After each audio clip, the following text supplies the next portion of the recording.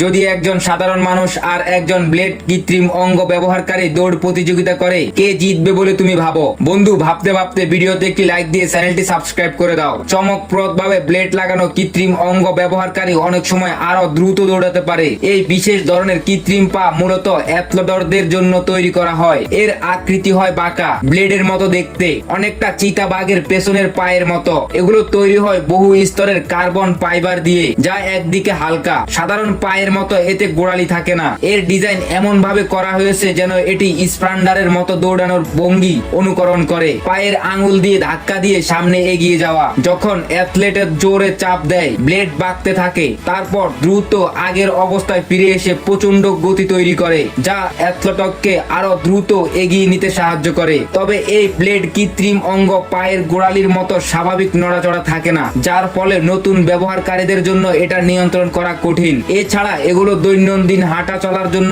আদর্শ নয়, কারণ এগুলো শুধুই খেলাধুলা বা পারফরমেন্সের জন্য ডিজাইন করা হয়েছে। সুতরাং সঠিক প্রশিক্ষণ থাকলে ব্লেড ব্যবহারকারীরা অনেক ক্ষেত্রে সাধারণ মানুষকে গতিতে হারিয়ে দিতে পারেন।